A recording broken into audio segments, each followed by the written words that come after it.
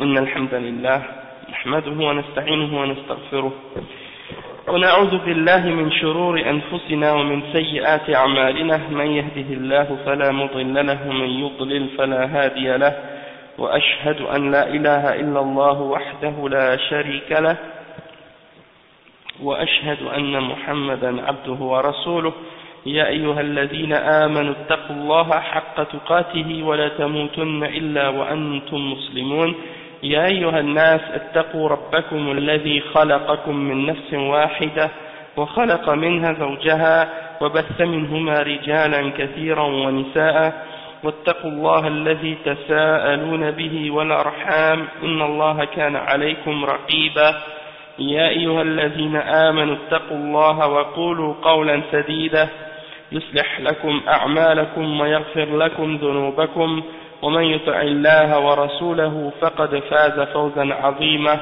وإن خير الكلام كلام الله وخير الهدي هدي محمد صلى الله عليه وسلم وإن شر الأمور محدثاتها وكل محدثة بدعة وكل بدعة ضلالة وكل ضلالة في النار أما بعد. Donc on est au cours 115 aujourd'hui et pour revenir juste à un petit point à propos de ce que on a lu hier dans l'explication de Kitab al-Tawhid dans le chapitre 40, la citation de la parole de Ali ibn Abi Talib radiyallahu anhu lorsqu'il a dit حدث الناس بما يعرفون أتريدون أن يكذبوا الله وأن يكذب الله ورسوله أن يكذب الله ورسوله. Oui, c'est ça. Donc, je lisais le tafsir, pas le tafsir, mais le sharh de Cheikh Ahmed al-Najmi, et j'ai vérifié qu'est-ce qu'il disait à propos de cette citation-là, justement. Et puis il expliquait par rapport à qu'est-ce qu'on a dit hier, du fait que lorsqu'on parle avec des musulmans qui n'ont pas, disons, étudié l'islam, qui connaissent pas bien la religion et tout, c'est-à-dire, dites, comme Ali l'a dit, dites aux gens ce qu'ils connaissent. Est-ce que vous voulez qu'on traite Allah et son messager de mensonges?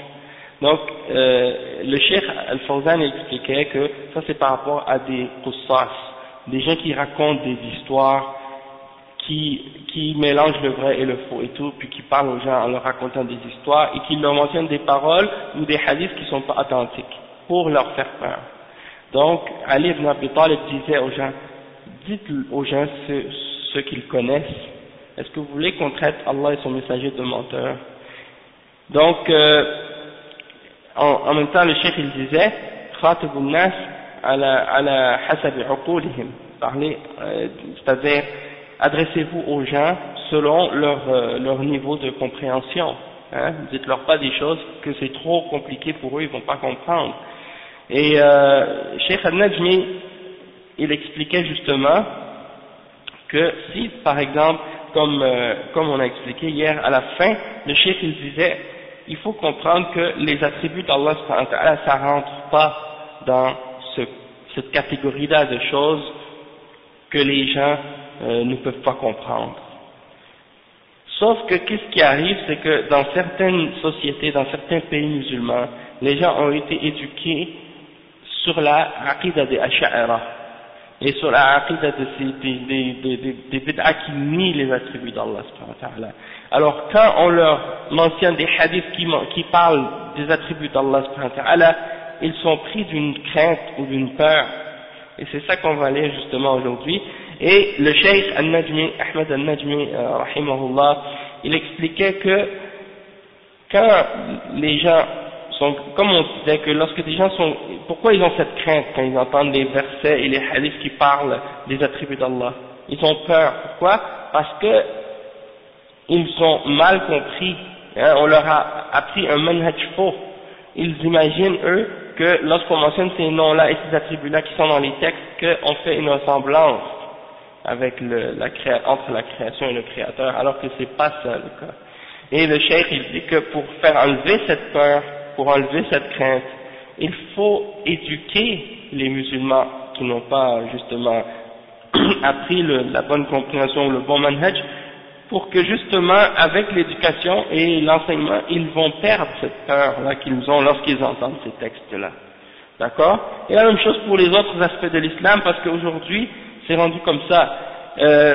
Il y a des musulmans qui, par exemple, sont des imams dans des mosquées, ou qui sont des khutbas, qui font des khutbas dans les mosquées le vendredi, et ils s'empêchent d'expliquer à des musulmans des choses obligatoires de la religion, par peur des gens, des réactions des gens. Hein? Et donc, ils ne veulent pas dire aux gens des choses, soi-disant, ils essaient de se justifier en disant, comme je disais hier, en essayant de dire que les gens ne sont pas capables de comprendre, ou les gens ne sont pas prêts, ou des trucs de ce genre, alors que ça c'est pas une excuse valable pour pas leur expliquer la vérité. Parce que si ils ont peur ou s'ils comprennent pas ces choses-là, c'est parce qu'on leur a mal expliqué. Et donc, si on leur dit ces choses-là et qu'on leur explique comme il faut, avec les preuves et les clarifications, Inch'Allah, ils vont l'accepter. Ils vont le prendre et ils vont comprendre.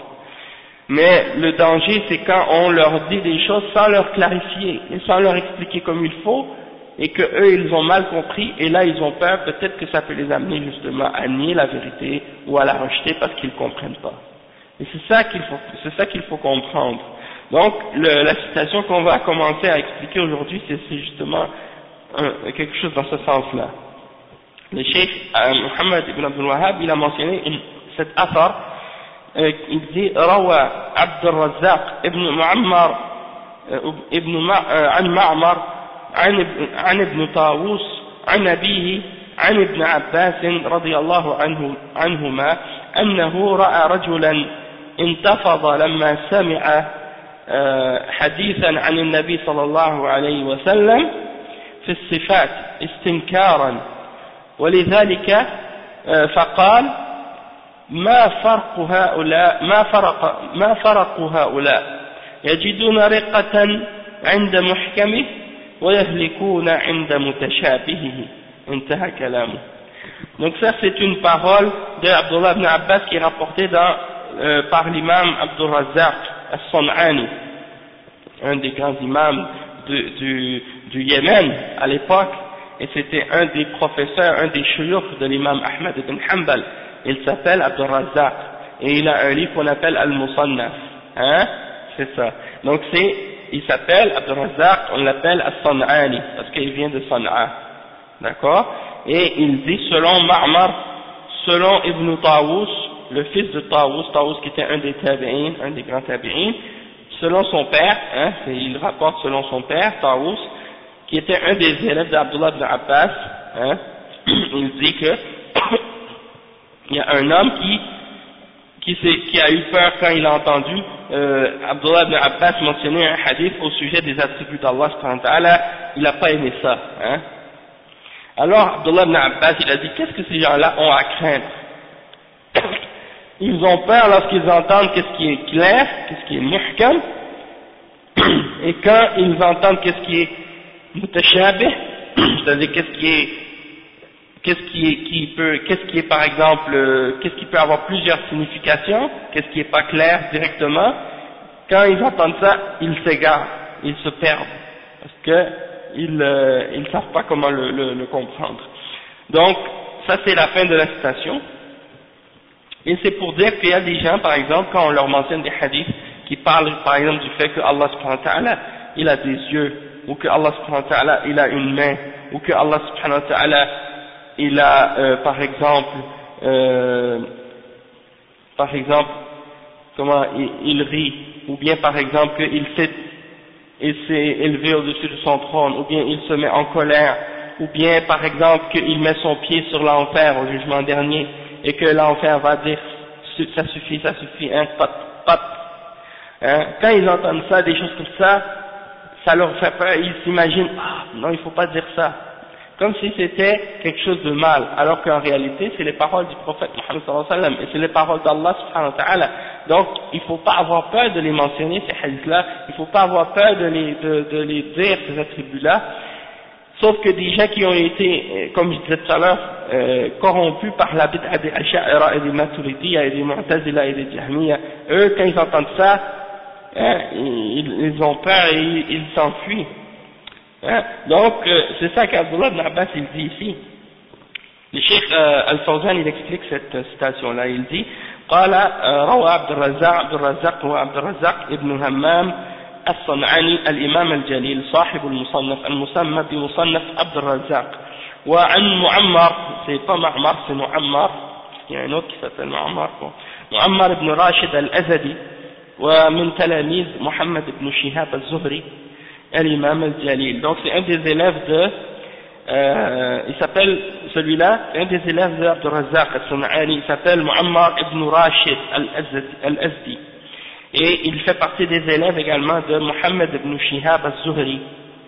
C'est un grand imam de l'islam, l'imam al-Zuhri, c'est un des imams du calife de l'imam Malik hein, à l'époque, al-Zuhri.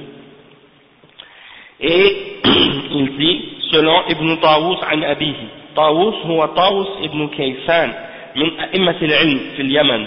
Donc Tawus c'était, son nom c'est Tawus ibn Kaysan, c'est le fils de Kaysan et c'est un des grands savants du Yémen, un des tabi'in. Et c'est un des imams du Yémen et son fils c'est Abdullah ibn Tawus et lui aussi c'est un des grands imams de l'islam et il rapporte les hadiths selon son père, d'accord. Le cheikh il dit ensuite عن عبد الله بن عباس رضي الله عنهما أنه رأى رجلا انتفض لما سمع حديثا عن النبي صلى الله عليه وسلم في الصفات استنكارا لذلك فقال ما فرق هؤلاء يجدون رقة عند محكمه ويهلكون عند متشابهه الفرق الخوف والمحكم من النصوص هو الذي يفهم معناه من لفظه ولا يحتاج إلى دليل آخر يفسره والمتشابه هو الذي لا يفهم معناه من لفظه ويحتاج إلى دليل آخر يفسره كالناسخ والمنسوخ والمطلق والمقيد والعام والخاص والمجمل والمبين.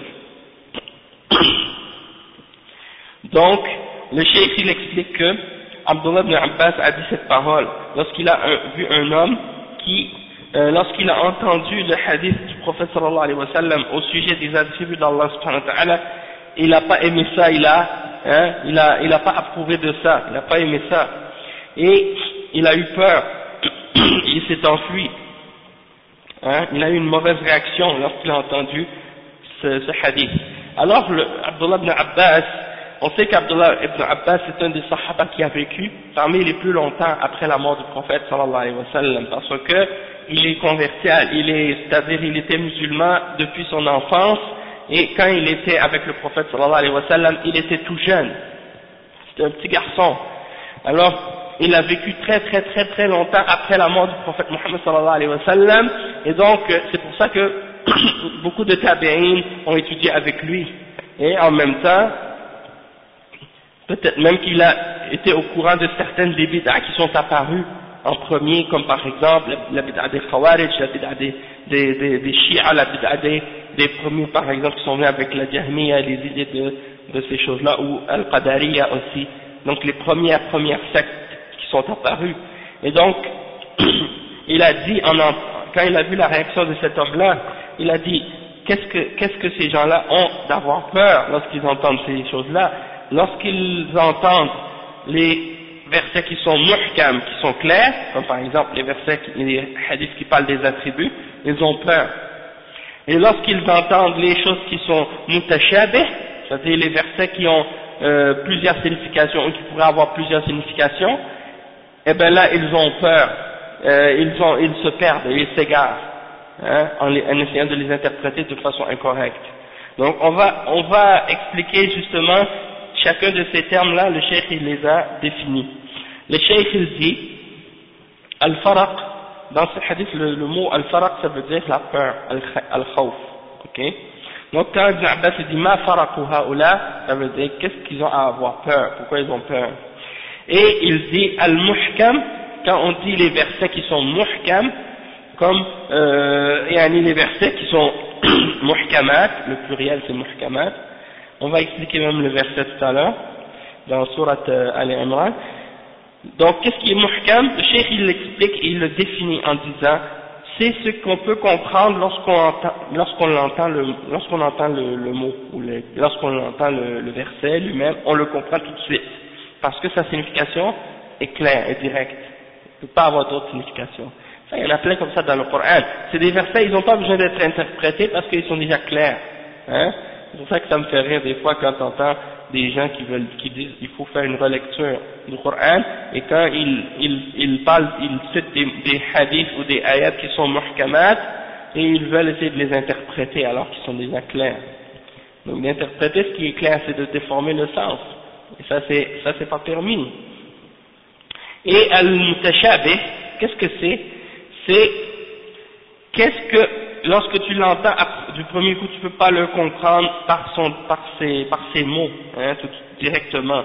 Tu as besoin d'un autre texte ou une autre preuve pour l'interpréter. Et en particulier, les versets qui ont rapport avec qu'est-ce qui est al-nasikh et al-mansoukh, c'est-à-dire qu'est-ce qui est abrogé et qu'est-ce qui a été abrogé. Qu'est-ce qui abroge? Al-nasikh ou al-mansoukh, qu'est-ce qui a été abrogé. D'accord? Ça veut dire quoi ça? Ça veut dire qu'il y a des versets qui ont été révélés, puis il y a d'autres versets qui sont venus après pour les abroger, c'est-à-dire pour annuler leur application ou leur verdict. Hein? Soit parce que c'était pour alléger une obligation, hein, qui avait été donnée par miséricorde pour les serviteurs, ou bien pour d'autres raisons, hein, que Allah subhanahu wa ta'ala connaît. Et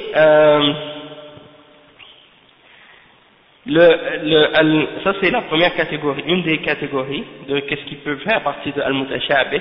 Quelqu'un qui entendrait par exemple un verset qui a été abrogé, puis qu'il ne sait pas que ce verset-là est abrogé par un autre verset ou par un hadith, alors il va peut-être comprendre qu'il y a une contradiction, parce qu'il ne le sait pas. Il va essayer de l'interpréter, peut-être il va l'interpréter faussement, parce qu'il ne sait pas qu'il y a eu une abrogation à propos de ce verset-là. Donc ça c'est une forme de mutashabih, hein, une catégorie de mutashabih. Il y a une autre catégorie, c'est qu'est-ce qui est al-mutlaq et al-muqayyad. Des fois il y a des textes qui sont, disons, absolus, qui sont générales, plutôt absolus, c'est-à-dire qui ne sont pas limités par d'autres. Et il y a d'autres versets qui viennent, plutôt, c'est-à-dire c'est des versets qui sont absolus, c'est-à-dire qui s'appliquent de façon absolue, mais qui peuvent être limités par d'autres textes qui sont plus spécifiques, plus précis, plus détaillés. Donc, si quelqu'un ne sait pas distinguer entre qu'est-ce qui est absolu et qu'est-ce qui est plus spécifique ou plus détaillé, eh ben, il va peut-être croire qu'il y a une contradiction. Et quand il va essayer de l'interpréter, il va se tromper, il va se tromper, il va dévier là-dedans. Donc ça fait partie des catégories. Et une autre catégorie, c'est al-am ou al-khas. C'est là que, si on traduit, ça veut dire qu'est-ce qui est général et qu'est-ce qui est plus spécifique ou particulier. C'est des termes qui se rapprochent, hein, des sens qui se rapprochent, comme par exemple al-mujmal ou al-mubayyin. Qu'est-ce qui a été qu'est-ce qui est mujmal, ça veut dire qu'est-ce qui est, disons, global, puis mubayyin, c'est qu'est-ce qui est clarifié, qu'est-ce qui est plus spécifique aussi. Donc c'est des choses, des concepts ou des principes qui se ressemblent, sauf que dans les détails, il y a des différences entre eux. Il y a quand même des différences entre al-mutlaq et al-muqayyad. Par exemple, qu'est-ce qu'on dit par exemple mutlaq? C'est quelque chose qui est défini. Comme par exemple, un mot, s'il est précédé par exemple par un article, comme le ou la, eh ben là ça voudrait dire par exemple qu'il est spécifique, il est plus spécifique, on l'a comment je pourrais dire, on l'a défini d'une façon plus claire. Tandis que si on dit ce mot-là de façon indéfinie, c'est-à-dire sans utiliser l'article al devant, là ça veut dire que c'est plus général. Hein, ça veut dire que c'est pas restreint à un exemple en particulier, ça peut s'appliquer à plusieurs. Puis il y a des exemples de ça dans les livres de Usul al-Fiqh. C'est tous ces termes-là que vous voyez ici, c'est des termes qui sont expliqués et définis, et où on trouve des exemples de chacun de ces cas-là dans les livres de la science qu'on appelle Usul al-Fiqh. Donc si vous voulez comprendre les détails de ces concepts-là et de ces principes-là, il faut retourner à ces livres qu'on appelle les livres de Usul al-Fiqh. Et les livres de Usul al-Fiqh, ils sont écrits par les ulama par degré ou par niveau. Dans le sens qu'il y a les livres pour les débutants, il y a les livres pour les intermédiaires, il y a les livres pour les avancés, puis il y a les livres pour les très très avancés. D'accord? Donc, bien entendu, les livres pour les débutants, c'est des livres qui contiennent les définitions des termes et des mots. C'est le plus simple. D'accord? Puis, plus tu avances dans les livres, plus tu vas trouver plus de détails, des explications et des preuves, et plus tu avances même, tu vas voir on discute des désaccords d'opinion dans les questions d'usul al-fiqh, et on analyse les bases de ces désaccords-là. Puis il y a des exemples de livres comme ça. Le plus simple que les gens étudient d'habitude, c'est le livre qu'on appelle Al-Waraqat de Al-Juwayni, l'imam Al-Juwayni. Ça s'appelle Al-Waraqat. Ça c'est un des plus populaires, des plus connus, qui est le livre que les débutants commencent d'habitude. Il y en a des plus simples que ça, il y en a des plus faciles, mais celui-là il est connu, puis c'est celui-là qui est plus populaire, en tout cas celui qu'on entendait plus parler quand on était à l'université. Puis il y en a des savants qui ont mis ce petit livre-là. Waraqat, c'est quelques pages, hein. C'est pour ça que ça s'appelle Waraqat. C'est des feuilles, c'est quelques pages. Et il y a l'explication de ce livre, Sharh al-Waraqat, il y en a par plusieurs savants contemporains et des savants du passé. Et il y a des savants qui ont mis même al-Waraqat en poème pour faciliter la mémorisation, et qui ont même ajouté des détails. Et ça s'appelle Nazm al-Waraqat, c'est-à-dire al-Waraqat mis sous forme de Nazm, c'est-à-dire de poème. Et il y a le Sharh du Nazm de al-Waraqat aussi que Cheikh Ibn Uthaymin a fait. Et il a fait le Sharh de plusieurs livres comme ça de Usul. Il y a des livres plus avancés aussi, Rawdatul Nazir ou Jannatul Munazir de l'imam Ibn Qudama al-Maqdisi. Et ça c'est le livre qu'on étudie à l'université à Médine. Toutes les facultés, je pense, ils étudient ce livre-là. Et ensuite il y a d'autres livres plus compliqués, plus avancés, comme le I'lam al-Muwaqqi'in an Rabbil Alamin, ça c'est le livre de l'imam Ibn al-Qayyim al-Jawziyya. C'est 4 volumes, c'est un livre de Usul al-Fiqh aussi. Et il y a un bon livre aussi dans l'Usul par l'imam al-Khatib al-Baghdadi, qui s'appelle Al-Faqih ou Al-Mutafaqih. C'est vraiment intéressant ce livre-là aussi, mais c'est plus avancé encore. Donc, tout ça c'est des exemples de ce domaine. Et donc,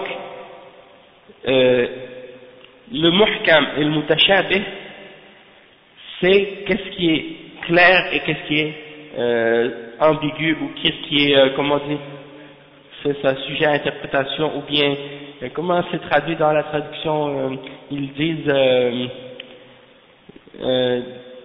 équivoques, hein, des versets qui sont équivoques, et il y en a d'autres qui sont pas équivoques.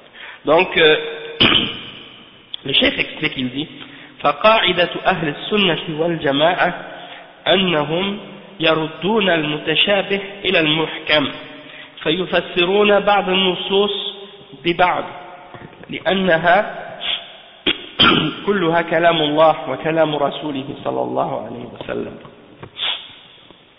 Donc, le cheikh explique la règle de Ahl Sunnati wal Jama'a par rapport à ce qui est muhkam et mutashabih. Comment on doit agir envers ces différents textes-là. Le cheikh il dit, la règle selon Ahl Sunnati wal Jama'a, c'est que qu'est-ce qui est mutashabih, qu'est-ce qui est des versets les versets qui ont plusieurs significations, ou qui peuvent avoir plusieurs significations, la façon dont Ahl Sunnah wal Jama'a agissent envers ces textes-là, c'est qu'on prend ces textes-là et on les ramène aux autres textes qui clarifient ces textes-là. Hein? C'est pour ça que quand vous voyez par exemple, comme je disais dans un des cours qu'on a fait dernièrement, quand vous voyez par exemple des gens qui critiquent les salafis en disant que les salafis sont des littéralistes et que c'est des gens qui prennent le texte, qui comprennent le texte mais qui comprennent pas le contexte ou des trucs de ce genre, tout ça c'est des mensonges. Hein. Ça c'est des fausses accusations qu'ils font. Parce que la réalité c'est que Allah subhanahu wa ta'ala, qu'est-ce qu'il nous ordonne de suivre? C'est le texte. Pourquoi il a révélé le texte? C'est pas pour qu'on le suive. D'accord? Sauf que il y a des textes qui sont muhkamat et il y a des textes qui sont mutashabih. Il y a des textes qui sont clairs, qui n'ont qu'une seule signification, et il y a des textes qui prêtent à plusieurs significations. Et c'est ça la différence quand on dit par exemple que les textes qui sont muhkamat, on les prend littéralement, tels quels, on les suit littéralement, parce qu'ils sont clairs, ils n'ont pas d'autres significations.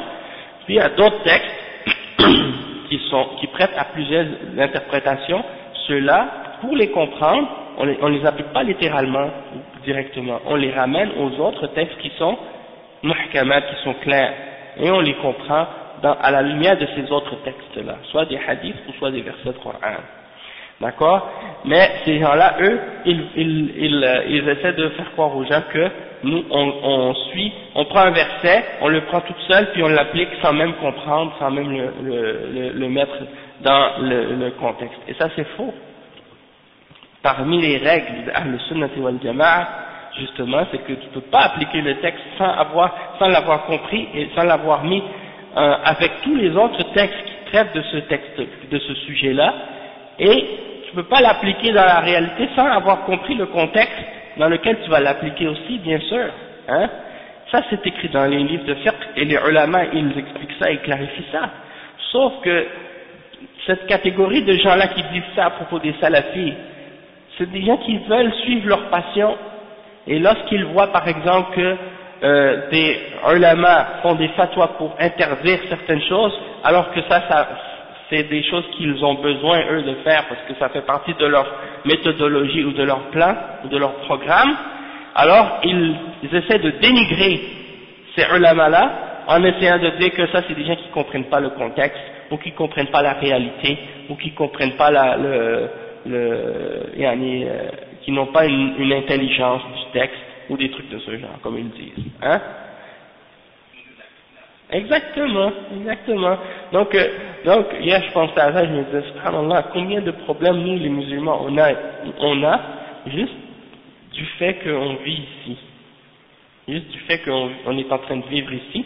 Et je me disais, subhanallah, des gens, tu les vois en train de couper des cheveux en quatre pour essayer de faire croire aux musulmans que de vivre ici c'est bon pour eux et que c'est pas contraire à l'islam. Ils sont en train de couper les cheveux en quatre et ils dénigrent les savants qui font des fatwas pour dire que la hijra est obligatoire, par exemple, si tu es capable de le faire. Et qu'est-ce qui est incroyable, c'est que, subhanallah, la raison pourquoi ils dénigrent les ulama, c'est justement, la façon dont ils les dénigrent, c'est quoi? C'est qu'ils disent, il faut demander, quand on parle des musulmans en Europe, il faut demander à ceux qui connaissent l'Europe et qui ont l'expérience européenne. Ça veut dire quoi? Ça veut dire que c'est demander à nous seulement. Demandez pas à d'autres savants de d'autres endroits ou de d'autres pays qui suivent pas notre manhaj ou notre compréhension. Nous, on comprend l'Europe parce qu'on vit en Europe, soi-disant. Mais eux, ils vivent en Arabie Saoudite, ils peuvent pas comprendre, ou ils vivent au Yémen, ou ils vivent ailleurs, ils peuvent pas comprendre la réalité européenne, la réalité, soi-disant, des musulmans qui vivent ici. Et ça, c'est faux. Hein? Pourquoi ils pourraient pas comprendre? Parce qu'ils sont là-bas. Si tu vis pas quelque part, tu peux pas comprendre la réalité d'une société. Pourquoi dans chaque université dans le monde, il y a des études pour chaque, par exemple, ici à l'université de Montréal ou à l'université de McGill ou autre, il y a des études chinoises, études asiatiques, études arabes, études de chaque différente culture ou société ou Pourquoi? Parce que c'est des gens qui vont étudier dans ces différentes branches-là pour se spécialiser dans cette société-là, au sujet de qu'est-ce qui se passe dans cette société-là, pour être capable de justement conseiller les politiciens, les dirigeants et les autres sur qu'est-ce qui se passe dans ces sociétés-là. Mais comment ils font pour devenir des spécialistes des sociétés, comment ils font pour devenir des spécialistes dans ces sociétés, des choses qui se passent dans ces sociétés-là, sans même, par exemple, vivre là-bas? Parce qu'ils ont été informés, ils ont pris les références, les bonnes références pour comprendre et pour connaître ce qui se passe dans la société et pour être capable de l'expliquer par la suite. Hein? Donc, les ulama qui sont dans le monde musulman, même s'ils ne vivent pas en Europe, si quand on leur explique la réalité de l'Europe, on leur pose des questions, même s'ils ne vivent pas, même s'ils ne sont jamais venus en Europe, même s'ils vivent en plein milieu du désert, dans une tente, hein, avec les chameaux, hein, et qu'ils ne connaissent rien de la vie européenne, mais tu leur expliques, ils vont être capables de te donner la fatwa qui est nécessaire. Pourquoi? Parce qu'ils ont la connaissance de la charia. Tout ce qui leur manque, c'est qu'on leur explique les facteurs qui vont venir influencer la fatwa. Maintenant, si toi tu connais la réalité européenne, mais tu connais pas la charia, est-ce que tu es capable de faire une fatwa? Eh ben non. Et justement, c'est ça ce que ces gens-là ne comprennent pas. C'est que peut-être qu'ils ont une compréhension de ce qui se passe en Europe, mais étant donné qu'ils ignorent la charia, ou bien qu'ils connaissent la charia, mais qu'ils veulent suivre leur passion, ils vont jamais avoir la bonne fatwa. Ils vont jamais avoir la bonne fatwa parce qu'ils veulent toujours avoir une réponse qui va être en accord avec leur désir et leur passion à eux, et non pas en accord avec la vérité. Hein? Et donc, ils veulent faire des fatwas pour faire plaisir aux gens. Ça c'est la démagogie qu'on trouve chez certains groupes de bid'ah, parmi les ikhwan et autres. Ils veulent répondre quand on leur pose une question, et il y a des gens même qui ont cette attitude-là envers les savants même. C'est-à-dire quand ils posent une question au savant, ils exigent du savant que le savant lui réponde la réponse qu'il veut lui. Et si le savant lui donne une réponse qui ne le satisfait pas parce qu'elle est en contradiction avec le Coran et la Sunna, parce qu'elle ne le satisfait pas, parce qu'elle est contraire à ses désirs et à qu'est-ce qu'il veut lui, il dit ah j'aime pas ce cheikh ou j'aime pas cette réponse, je suis pas content, je suis pas satisfait, parce qu'elle est contraire à ce qu'il veut. Ouais, il va exactement, il va peut-être rabaisser le cheikh, il va peut-être essayer de dire non il n'a pas d'ilm, il connaît pas, il explique mal ou des trucs comme ça. Oui, c'est vrai. Pas parce qu'il explique mal. Le chef il répond, il donne la réponse selon le Coran et la Sunna. Mais ça lui plaît pas. Il veut une autre réponse lui. Ah non, il explique mal. Hein? C'est comme ça malheureusement. Donc il faut prendre les textes tels qu'ils sont, sauf si on a une preuve dans le Coran pour le faire sortir de son sens apparent. C'est ça la règle. Par rapport à ce qui est apparent et par rapport à ce qui est disons sous-entendu par d'autres choses. Par exemple, il y a des gens qui disent qu'il ne faut pas prendre le sens apparent, il y en a qui prennent juste le sens apparent. Le sens apparent, c'est le sens qu'on doit prendre dans la révélation, sauf si on a une preuve d'un autre texte, soit du Coran ou de la Sunna authentique, qui nous permet de faire sortir ce texte-là de son sens apparent. Parce que sinon, on détruit la charia. On déforme la réalité. Hein? On entend un hadith qui dit par exemple, je sais pas moi, comment faire le wudu. Par exemple, tu prends l'eau dans ta main et tu mets dans ta bouche 3 fois, tu mets dans ton nez, après tu fais les membres de ton corps, etc.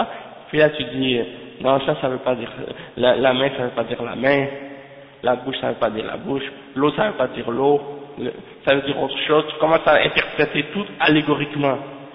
Pourquoi tu prends ce texte-là à la lettre quand tu vois une description du wudu? C'est parce que tu sais que c'est le sens apparent qui est voulu. C'est pas un autre sens. Hein? Donc pourquoi dans certains textes tu prends le sens apparent, puis dans d'autres textes tu dis non, il ne faut pas prendre le sens apparent? Il faut avoir une règle pour distinguer, parce que s'il n'y a pas de règle, là ça veut dire que tu suis tes passions dans ce cas-là. Hein. Et la règle, c'est que tu dois prendre le sens apparent tout le temps, sauf si tu as une preuve d'un autre texte pour le faire sortir de son sens apparent. Et ça s'applique au nom et aux attributs d'Allah subhanahu wa ta'ala, et ça s'applique au reste de la charia aussi. Oui. Non mais ça, ok, comme par exemple s'il te dit que lorsque tu laves tes pieds, tu dois commencer par de tel côté, avec entre tel orteil, puis avancer, ça c'est pas spécifié dans la sunna, tu comprends? Pas spécifié dans la sunna. Mais par exemple, le prophète sallallahu alayhi wa sallam, il aimait toujours commencer par la droite, hein, avant de faire la gauche. Donc commencer par le côté droit par rapport à la sunna, mais il n'y a pas une preuve spécifique à ce sujet-là pour les orteils, tu comprends? Donc ça c'est des détails que la personne donne. C'est pas c'est mieux de commencer par la droite tout le temps. C'est pas obligatoire, mais c'est recommandé de commencer par la droite parce que c'est sunna du prophète sallallahu alayhi wa sallam. Mais quand tu rentres dans une assemblée puis que tout le monde est assis, t'es pas obligé de serrer la main à chaque personne. Tu peux juste dire salam alaikum et puis tu t'assois, d'accord? Parce que sinon des fois ouais. Oui, c'est ça. Il y a un hadith comme ça qui parlait de passer le petit doigt entre les orteils. Mais c'était pas spécifié dans le hadith. Est-ce que tu commences par quel côté de tes orteils? Est-ce que c'est à gauche ou à droite? Hein? Donc, s'il y a une preuve à ce sujet-là, dans un hadith authentique, oui, ok, alhamdulillah, on peut le faire de cette façon-là. Sinon, on commence généralement par la droite, comme c'est mentionné dans la sunna de le faire. Wallahu a'lam. Et donc, le cheikh il dit ensuite, أما أهل الزيغ فإنهم يأخذون المتشابه ويتركون المحكم. يأخذون المتشابه يأخذون المتشابه ويتركون المحكم. فقال تعالى: هو الذي أنزل عليك الكتاب منه آيات محكمات هن أم الكتاب وأخر متشابهات فأما الذين في قلوبهم زيغ فيتبعون ما تشابه منه ابتغاء الفتنة وابتغاء تأويله وما يعلم تأويله إلا الله والراسخون في العلم يقولون آمنا به كل من عند ربنا فيردون المتشابه إلى المحكم ويفسرون كلام الله بكلام الله أو بكلام رسوله صلى الله عليه وسلم ويقولون آمنا به كل من عند ربنا يعني آمنا به كل يعني المحكم والمتشابه من عند ربنا فيفسرون بعضه ببعض فلا يأخذون المتشابه فقط ويتركون المحكم. Donc le cheikh il explique que, comme par exemple on disait il y avait un point qui était, donc le cheikh dit les gens de l'égarement, eux, les gens de la déviation, ils prennent seulement le mutashabih. Qu'est-ce qui est pas clair, c'est là-dessus qu'ils se concentrent. Puis qu'est-ce qui est clair, ils le laissent. Ils veulent pas le suivre. Et ça, il y a des gens comme ça, malheureusement, subhanallah, tu les vois, ils cherchent ce qui est mutashabih, et puis ils le suivent. C'est comme par exemple, des gens, même encore hier, aujourd'hui, pas aujourd'hui, hier, avant-hier, je faisais une recherche parce que je rajoutais certaines citations dans le fichier par rapport aux paroles de Tariq Ramadan et je cherchais le débat qu'il avait fait avec Sarkozy et puis je suis tombé sur un autre débat qu'il a fait avec une Somalienne de la Hollande et Ayane quelque chose. Bon, celle-là, Yani, elle était en train de débattre avec lui. Je sais pas, j'ai pas bien compris sa position à elle.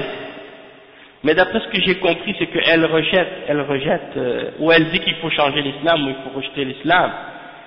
Puis, elle disait, à propos de Tariq Ramadan, en parlant avec lui, elle disait, regardez, moi je dis clairement, il faut changer l'islam. Lui, il veut pas le dire directement. Il dit non, il faut pas changer l'islam, mais il change l'islam. Ouais, c'est ça qu'elle disait, en fait. Et puis quand tu regardes, c'est vrai. Et puis, qu'est-ce qu'il disait par les commandants? Il disait non, il y a des savants depuis très longtemps qui ont dit par exemple qu'il y a des choses que le prophète sallallahu alayhi wa sallam a dit ça fait partie de la révélation, mais il y a d'autres choses qu'il dit, il dit en tant qu'être humain, et puis il ne faut pas le prendre. Et ça c'est la même chose que l'Amin Fourad disait l'autre fois à l'émission de Trissac. Hein? Et le fait de dire des choses comme ça, c'est grave, sans l'expliquer et sans le clarifier, parce que là ça voudrait dire que comment tu vas être capable, ou comment tu vas distinguer entre quand est-ce que le prophète sallallahu alayhi wa sallam parle par rapport à la révélation et quand est-ce qu'il parle en tant qu'être humain. Si tu dis ça de cette façon-là et tu n'expliques pas aux gens, là ça voudrait dire que là tu peux prendre de la religion, qu'est-ce qui fait ton affaire, parce que tu dis ah mais non, quand il a dit ça il parlait en tant qu'être humain, donc c'est pas obligatoire de le suivre, hein. Donc là tu mets les gens dans le danger, parce que tu es en train de les égarer là, tu es en train de leur dire prenez de la religion puisque vous voulez, parce que le prophète sallallahu alayhi wa sallam il parle, des fois il parle comme être humain, des fois il parle pas, des fois il parle comme un prophète, des fois il parle pas comme prophète. A'udhu billah, hein? Tu comprends? Donc la règle c'est que le prophète sallallahu alayhi wa sallam, il parle, tout ce qu'il dit c'est la révélation. Hein? وَمَا يَنْتِقُ عَنِ الْهَوَى إِنْ هُوَ إِلَّا وَحْيٌ يُوحَى. Tout ce qu'il dit, ça fait partie de la révélation, d'accord? Et ça fait partie de, il y a toujours une législation dans ce qu'il dit et dans ce qu'il fait. Même quand il parle dans les choses de la dunya, c'est une législation. Hein? Pourquoi? Parce que ça nous explique l'attitude à prendre par rapport à ces situations-là. D'accord? Comme par exemple dans la guerre. Hein, il cite toujours des exemples de ça. Parce que c'est dans des cas comme ça où il demandait le conseil de ses compagnons.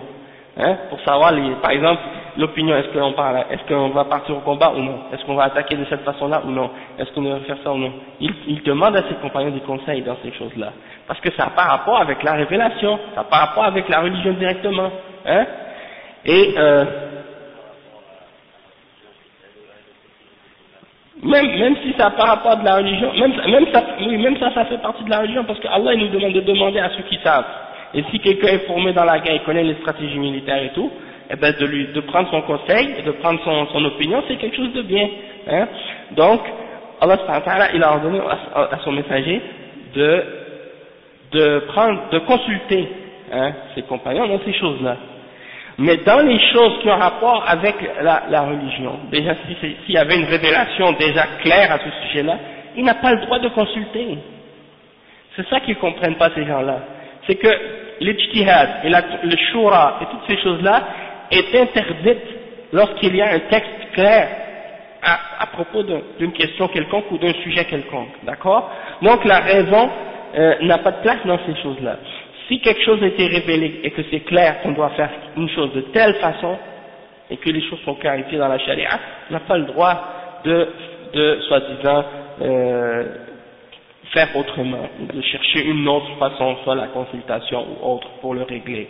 Maintenant, les cas ou les exemples dans lesquels le prophète sallallahu alayhi wa sallam a pris l'opinion de ses compagnons et il n'a pas établi un verdict dans ces choses-là par rapport à la religion, sont des exemples très très limités et des exemples spécifiques. Et quand le prophète sallallahu alayhi wa sallam disait quelque chose de lui-même et qu'il se trompait, ou qu'il s'est trompé par exemple, Allah l'a corrigé à chaque fois.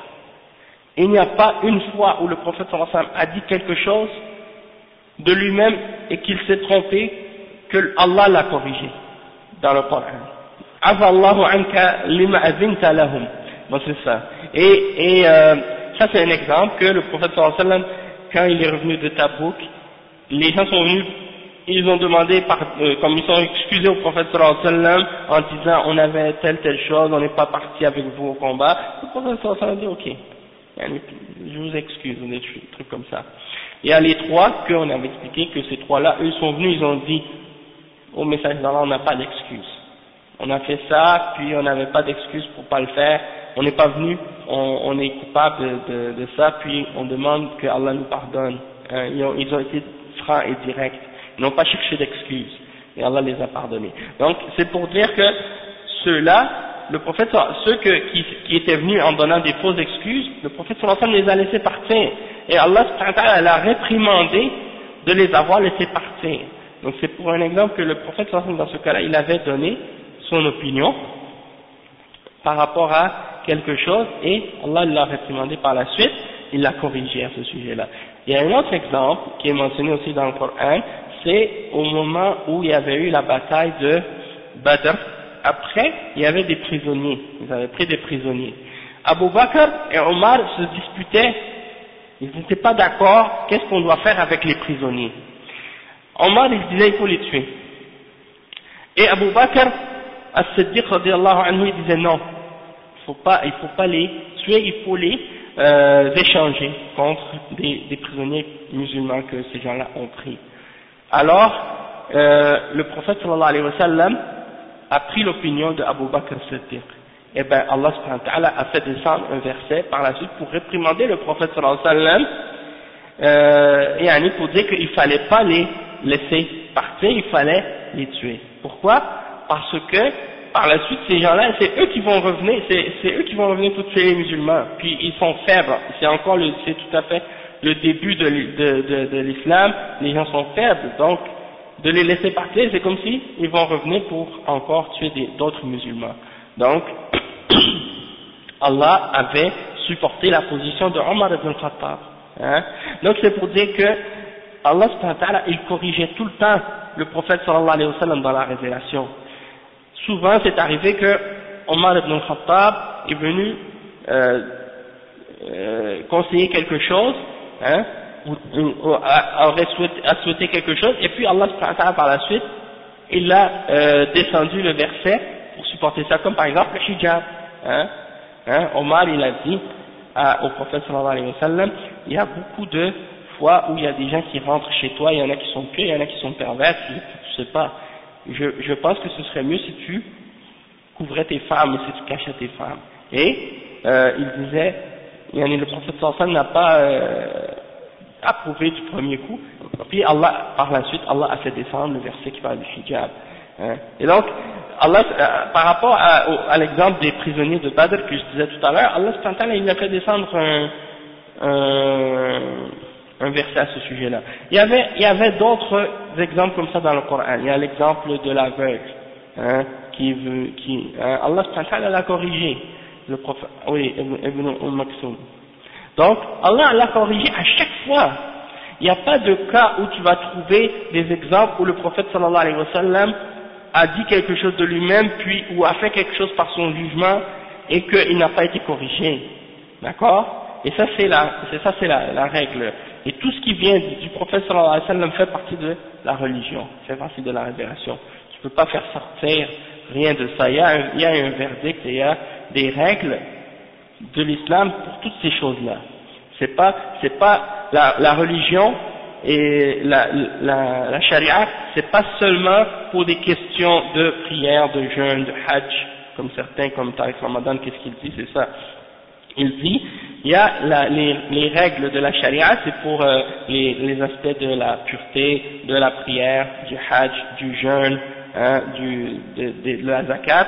Ça c'est les ibadat, ça c'est des choses dans les ibadat, oui, on juge selon la religion, mais dans les questions autres, sociales, politiques et tout, non.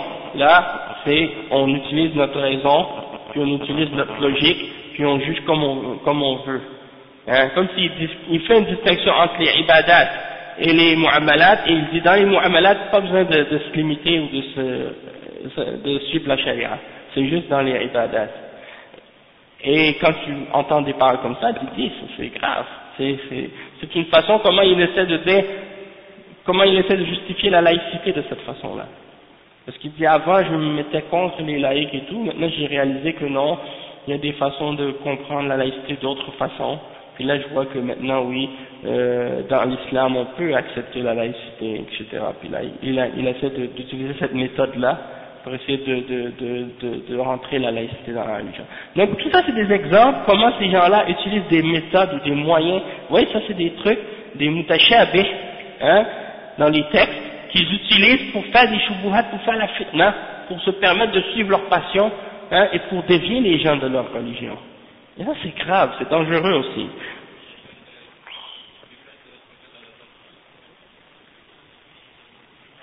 Ah ouais. Ouais, ben alhamdoulilah. Moi aussi je l'avais jamais écouté. Mais quand j'ai vu que des gens, moi, Pourquoi je l'ai jamais écouté? De toute façon, parce que je savais que c'était un égaré. Je savais que c'était un mubtadi' et que c'était un jahil, un ignorant.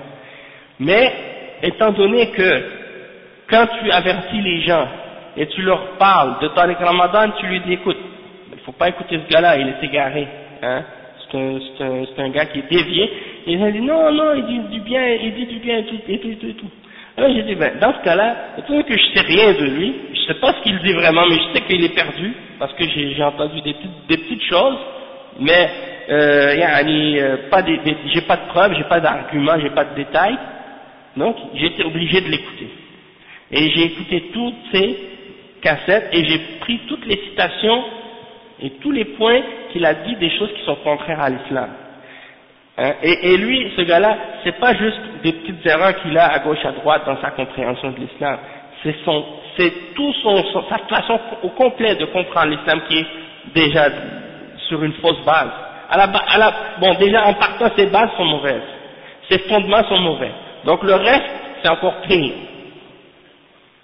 Exact. Ah oui, lui, il faut le formater. Il faut le formater à zéro. Lui, Tariq Ramadan, qu'est-ce qu'il doit faire? Moi, mon conseil pour lui, c'est quoi?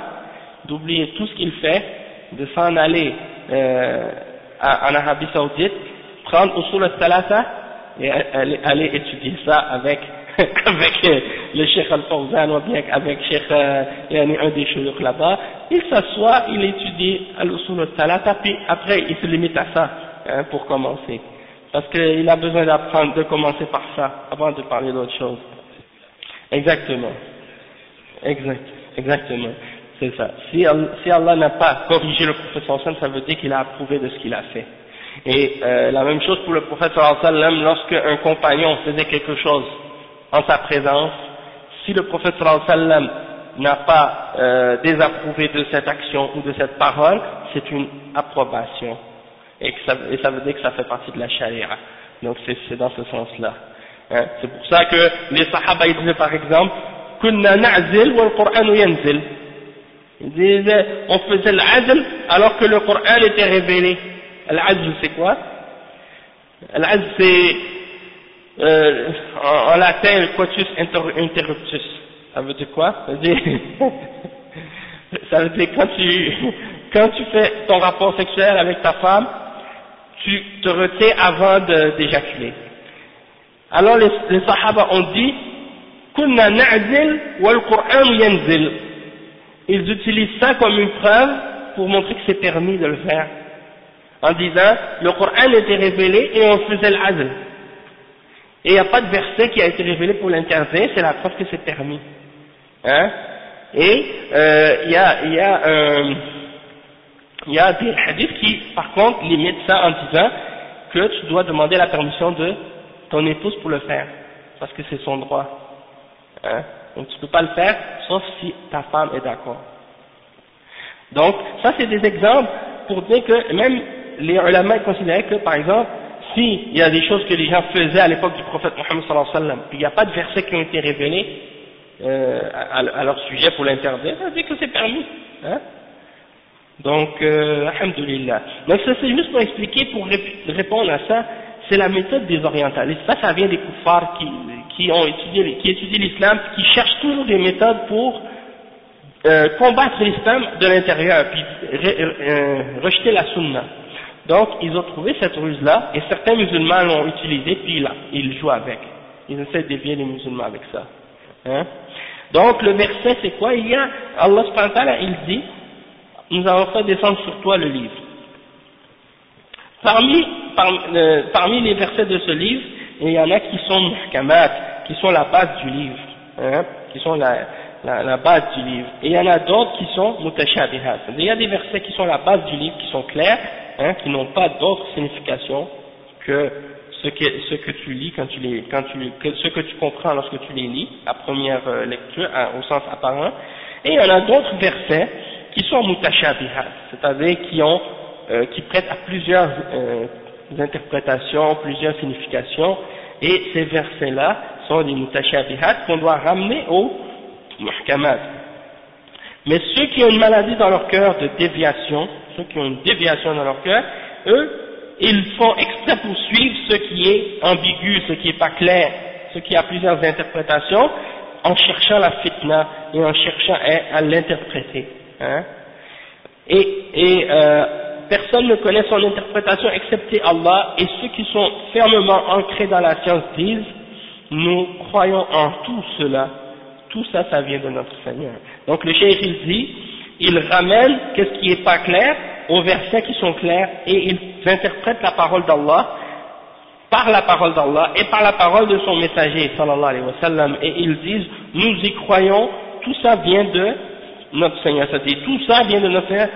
Qu'est-ce qui est clair et qu'est-ce qui n'est pas clair, tout ça, ça vient de notre Seigneur, nous y croyons, on reconnaît tout ça, on croit en tout ça, hein, min indi rabbina, tout ça, ça vient de notre Seigneur, et ils expliquent les uns par l'autre, ils expliquent le mutashabih par le muhkam, et donc ils ne prennent pas seulement le mutashabih et ils laissent tomber le muhkam comme les gens de bid'a le font. Donc tu vois l'attitude des gens qui ont une maladie dans leur cœur, ils cherchent les mutashabihat, ils cherchent toujours les choses qui ne sont pas claires pour essayer de dévier les gens et faire la fitna, c'est ça leur attitude, hein. Et le pire, ils essaient de trouver des supports dans les paroles de certains ulama pour essayer de supporter ça, mais quand tu vois quand ils parlent, c'est rare qu'ils vont mentionner les références, ils vont rarement mentionner les preuves et les références justement parce que soit il n'y en a pas, ou soit c'est des choses qui ne sont pas authentiques, hein, qui ne sont pas vraies. Donc c'est ça le problème. Le cheikh il dit ومنهم هذا الرجل الذي لما سمع حديثا في الصفات استنكره وانتقصه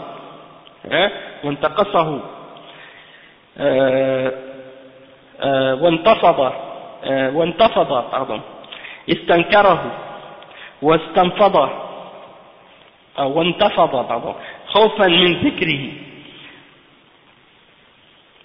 ولا يحدث ذلك منه عند المتشابه. Donc le cheikh il dit, parmi les gens qui ont eu cette attitude-là, il y a la personne à qui Abdullah ibn Abbas a mentionné les hadiths qui parlent des attributs d'Allah subhanahu wa ta'ala. Ils n'ont pas aimé ça, hein, et par crainte de ça, ils ont eu peur en entendant les attributs d'Allah, et ils ont réagi d'une façon négative parce qu'ils n'aiment pas entendre ça. Alors que le cheikh il dit ensuite فدل قوله ويجدون رقة عند محكمه على أن آيات الصفات من المحكم وليس من المتشابه وفي هذا رد على أهل الضلال الذين يجعلون نصوص الصفات من المتشابه ويفوضون معناها إلى الله وهذا ضلال وغلط وهي من المحكم الذي يعرف معناه ويفسر ولذلك بين عبد الله بن عباس رضي الله عنهما أن من المحكم هذا هو الحق أنها من المحكم وهذا هو الحق وهو مذهب السلف.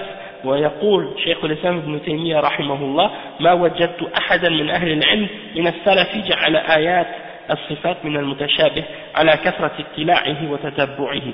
Le cheikh il dit qu'on comprend par la parole d'Abdullah ibn Abbas وَيَجِدُونَ رِقَّةً عِنْدَ مُحْكَمِهِ, on comprend par là que les versets qui parlent des attributs d'Allah font partie des muhkamat, ne font pas partie des mutashabihat, d'accord, parce qu'ils ont peur quand ils entendent les muhkamat, c'est-à-dire quand ils entendent les versets qui parlent des attributs d'Allah, ils ont peur. Pourquoi? Le cheikh il dit ça fait pas partie des mutashabihat, les attributs d'Allah, mais il y a une chose qu'il faut comprendre quand on parle, parce que les gens de bid'a parmi les asha'ira et les ahbash et les maturidiyya, eux ils mettent les attributs d'Allah parmi les mutashabihat, et ils disent que les attributs d'Allah font partie des mutashabihat. Ils disent vous les salafis, vous parlez des mutashabihat, parce que les attributs d'Allah c'est des mutashabihat, et nous on leur dit non, c'est pas vrai, les attributs d'Allah c'est pas des mutashabihat, au contraire c'est les plus grandes formes de muhkamat. Les versets les plus clairs c'est les attributs d'Allah subhanahu wa ta'ala, parce que ça nous aide à connaître Allah subhanahu wa ta'ala, et c'est ça le plus important dans notre religion. Donc eux, les salafs et les ulama ils clarifient que quand on parle des attributs d'Allah subhanahu wa ta'ala, il y a deux significations ou deux aspects à ça, d'accord? Les attributs d'Allah, et ça c'est très très important de le prendre en note, et si vous n'avez pas un papier puis un stylo pour l'écrire, essayez de l'écrire dans votre tête, hein, pour que ça reste dans votre cœur. C'est que les attributs d'Allah, il y a deux aspects. Un des aspects qui fait partie des muhkamat et un des aspects des noms et des attributs d'Allah qui fait partie des mutashabihat. Maintenant, lequel des deux fait partie des muhkamat, lequel des deux on va expliquer. Quand on parle des attributs d'Allah, soit qu'on parle de la signification de ces attributs-là, hein, ou soit on parle des attributs eux-mêmes. Al-lafz wal-ma'na.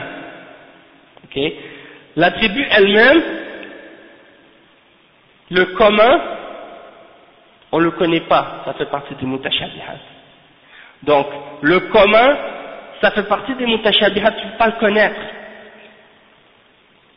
Donc, quand quelqu'un te dit, est-ce que les attributs d'Allah font partie des mutashabihat, tu dis, si tu veux dire le commun de ces attributs-là, comment il est la main d'Allah, comment sont les yeux d'Allah, comment est la puissance d'Allah, comment il est Allah, oui, ça fait partie des mutashabihat parce qu'on ne le sait pas. Mais si tu parles de la signification des attributs d'Allah, qu'est-ce que ça veut dire yad, qu'est-ce que ça veut dire al-ayn, qu'est-ce que ça veut dire al-quwa, al-qudra, al-hikma, al-dahik, al-maji, al-ityan, qu'est-ce que ça veut dire par exemple al-istiwa, ça fait pas partie des mutashabihat, ça fait partie des muhkamat. Pourquoi? Parce que ce sont des mots qui sont connus et qui sont clairs et qui sont expliqués et clarifiés et interprétés par les salafs, hein, et expliqués, connus dans la langue arabe. Donc, ça fait pas partie des mutashabihat, ça fait partie des muhkamat. Et donc c'est pour ça, eux les gens de bid'ah, quand ils disent que les noms d'Allah font partie des mutashabihat, ils veulent pas dire la même chose que nous. Nous on dit, si tu dis le kayf, le commun, ça fait partie des mutashabihat. Mais la signification fait partie des muhkamat, c'est clair. Eux ils disent le contraire. Ils disent non, ni le kayf, ni la signification on ne connaît pas, ça fait partie des mutashabihat. Ni la signification on ne connaît pas. Et le comment on ne connaît pas. Donc ils mettent les deux à égalité. Et ça c'est faux. C'est un mensonge. Et c'est ça que les chefs c'est. Celui qui dit que la signification des noms d'Allah fait partie des mutashabihat, il a menti. Il a menti premièrement, en disant que ça fait partie de la voie des salafs, parce que c'est faux. On voit que les salafs expliquent et clarifient la signification des noms d'Allah et de ses attributs. Hein? Et le cheikh il dit que ceux qui disent par exemple que les attributs d'Allah font partie des mutashabihat et qui disent que c'est seulement Allah qui connaît la signification de ces attributs-là, ça c'est de l'égarement et c'est une erreur grave parce que ça, la signification des noms d'Allah, ça fait partie de ce qui est clair, de ce qui est muhkam et on peut connaître sa signification et on peut l'expliquer et on peut l'interpréter, hein, on peut le comprendre qu'est-ce que ça signifie. Qu'est-ce qui fait partie des mutashabihat? C'est le kayf, le comment. Ça on ne peut pas le savoir même si tu essaies de l'imaginer, tu ne peux pas. Comment il est la main d'Allah? Comment il est la puissance d'Allah? Hein? Comment il est la grandeur d'Allah? Est-ce que tu peux savoir ça? Est-ce que tu peux l'imaginer? Hein? Comment il est la science d'Allah? Comment sont les yeux d'Allah? On ne peut pas savoir. Comment il est élevé au-dessus de son trône? On ne peut pas savoir comment. Mais on peut savoir qu'est-ce que ça signifie. Hein? Mais il ne faut pas l'imaginer ça. La main d'Allah, c'est la main d'Allah. C'est pas la main de la créature. Hein? C'est comme je disais c'est comme Cheikh Al-Najmi disait, c'est comme les ulama disaient, Cheikh Al-Najmi il dit dans l'explication de Sharh al-Sunnah al-Barbahari, il dit, si je te dis tu as une face de singe, est-ce que tu vas pas te fâcher? Il dit oui. Donc c'est ça. C'est pourquoi? Parce que le singe il a une face, et toi tu as une face. Mais ta face c'est pas une face de singe. Et c'est pour ça que quand on te dit tu as une face de singe, tu te fâches. Hein? Si tu dis tu as une face de chien, c'est la même chose. Parce que tu sais que tu n'as pas une face de chien. Eh bien, quand on dit la face d'un homme, c'est la face d'un homme, la face d'un animal, c'est la face d'un animal, et le visage d'Allah, on vient à Allah. Il n'y a pas de ressemblance.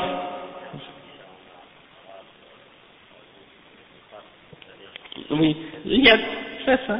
La main, la main, on dit quand la main d'un singe, la main d'un être humain, hein, c'est le même mot en arabe. La main d'un oiseau, la patte d'un oiseau, ils ont tous des pattes qui leur conviennent. Allah subhanahu wa ta'ala, il est le tout-puissant, il est le plus grand, il est le maître de tout, il est le parfait, donc il a une main parfaite qui n'est pas comparable à celle des créatures. Et il ne faut pas faire des ressemblances. Il ne faut pas imaginer non plus, parce qu'on ne sait pas comment il est. Hein? Donc ça c'est clair. Taïb, Inch'Allah. Wa alaykoum salam. Bien sûr, elle est parfaite.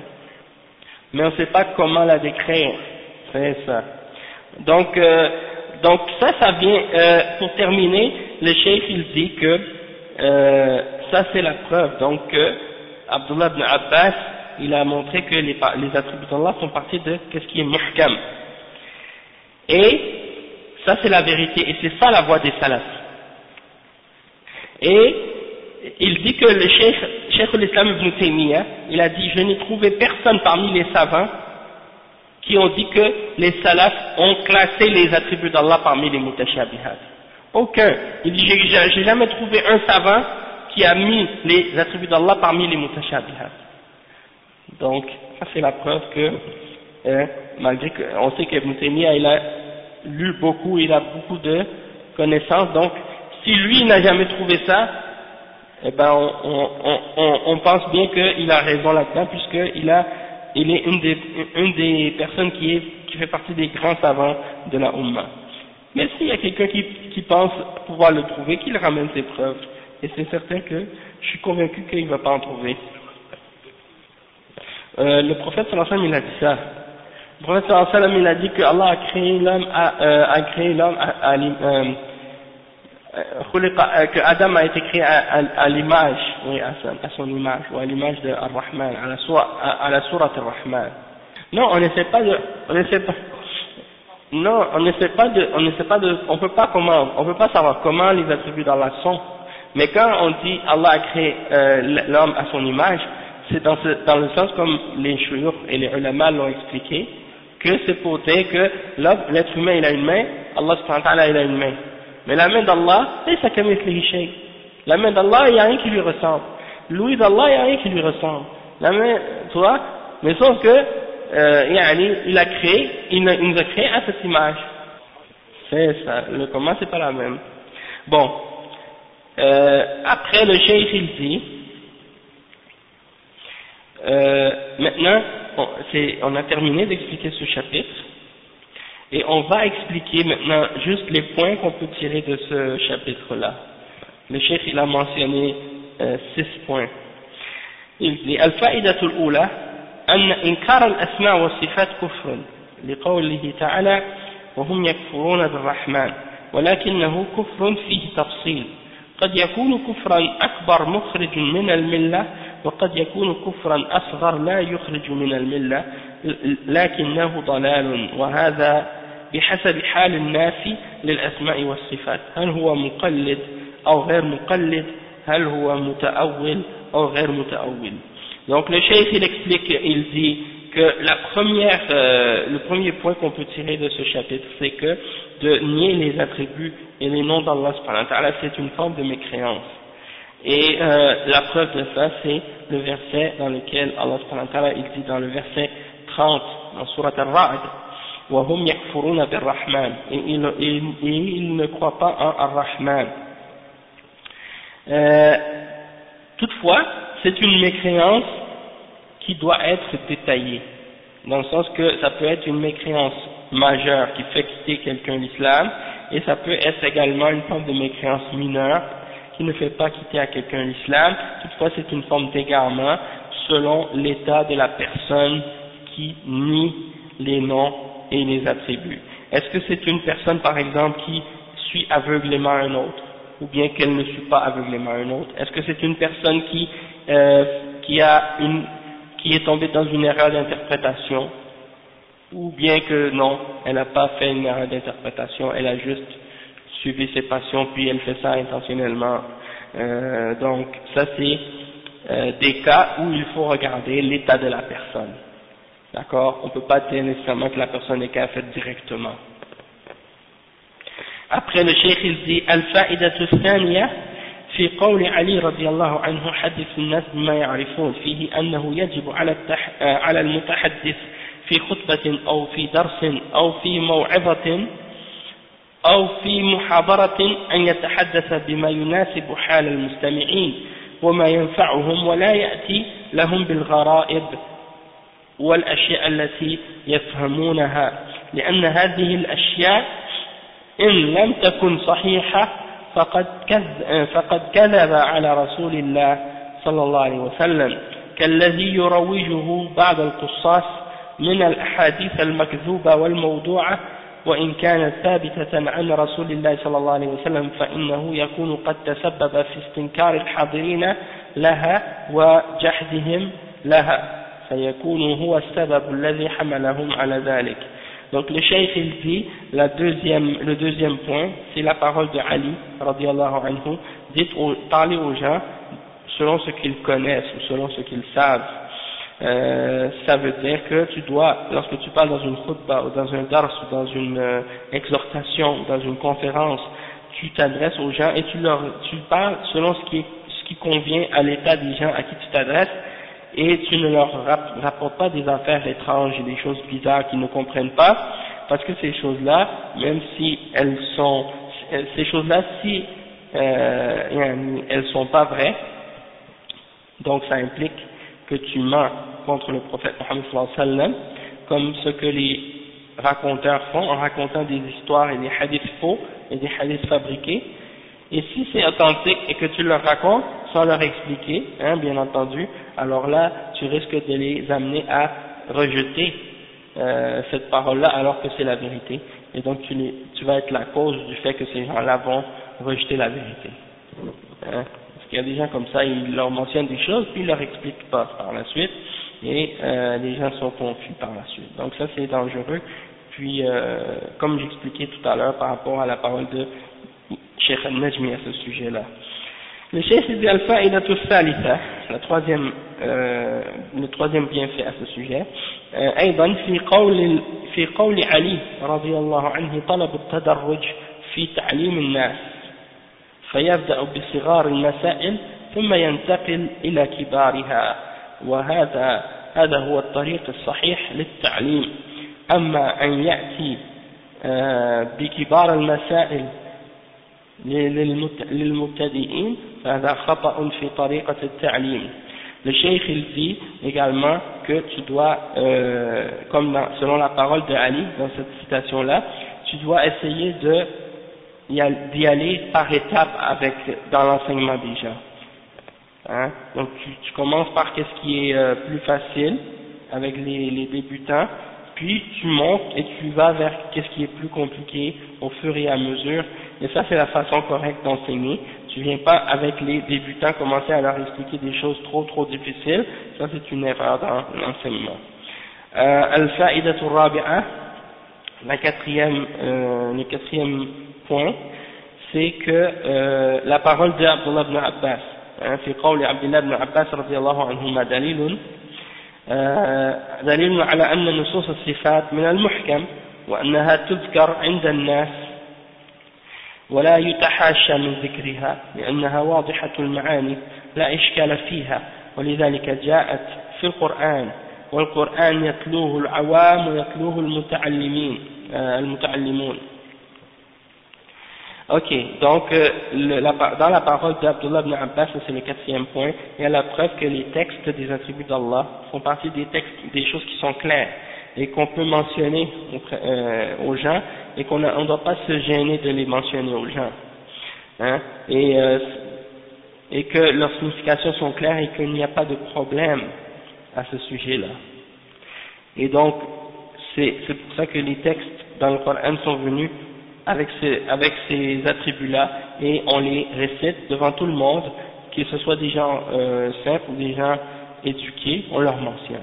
Et aujourd'hui même, qu'est-ce qui arrive, c'est qu'il y a des gens qui sont non seulement qui sont gênés de mentionner les textes qui parlent des attributs d'Allah subhanahu wa ta'ala, comme les gens de bid'a, mais il y en a qui sont gênés de mentionner même des aspects de la religion musulmane et des principes de la religion musulmane quand c'est contraire aux valeurs des kuffars. Donc par exemple, si c'est par exemple le fait que on parle de certains hadiths qui parlent de la femme dans l'islam, bon, il y en a qui sont gênés de mentionner ça, parce qu'ils vont dire si on mentionne ces hadiths-là, on va mal nous juger ou c'est pas bon ou des trucs comme ça, et ça c'est une autre attitude qui est pas correcte aussi. Le cheikh dit الفائدة الخامسة فيه دليل على أن أهل الزيغ يتبعون المتشابه ويتركون المحكم.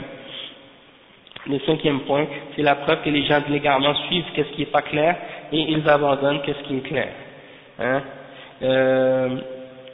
Le point numéro 6, فيه أيضا دليل على إنكار المنكر لأن عبد الله بن عباس رضي الله عنهما استنكر على هذا الرجل وبين السبب الذي حمله على ما حصل منه من الرعدة وأنه من أهل الزيغ الذين ينكرون المحكم ويتبعون المتشابه. Oui, c'est ça, c'est pour dire que ça fait partie d'interdire le mal. Lorsque tu vois quelque chose comme quelqu'un qui réagit mal, tu dénonces cette action-là de cet homme, comme Abdullah ibn Abbas a fait lorsqu'il a vu cet homme-là réagir mal, comme s'il a été foudroyé lorsqu'il a entendu les versets qui parlent des textes, des attributs d'Allah subhanahu wa ta'ala. Donc il a expliqué que ce sont des gens qui font partie des égarés qui rejettent qu'est-ce qui est clair et qui suivent qu'est-ce qui est ambigu. Puis il y a un autre point, al-fa'idatu as-sabi'a, أن أول من جحد الأسماء والصفات هم المشركون فيكونون أئمة للجهمية والمعتزلة ومن نحى نحوهم وبئست الأئمة والقدوة نسأل الله العافية والسلامة هذا وبالله التوفيق. Donc le cheikh il explique que le septième point c'est que les premiers qui ont rejeté les noms et les attributs d'Allah ce sont les mushrikoun. Donc ce sont eux les imams qui sont à la tête c'est eux les premiers ou disons les chefs ou les têtes des Jahmiya, des Mu'tazila et de ceux qui ont suivi leur voie. Donc ça voudrait dire qu'ils ont pris les mushrikines, ceux qui suivent les voies de bid'a, qui nient les attributs d'Allah, et donc ceux-là, en fait, c'est comme s'ils sont en train de suivre l'exemple des premiers mushrikines. Et quel mauvais exemple à suivre. Donc on va s'arrêter ici pour aujourd'hui, Inch'Allah. Subhanakallahumma wa bihamdik, ashhadu an la ilaha illa anta, astaghfiruka wa atubu ilayk. Fikum baraka.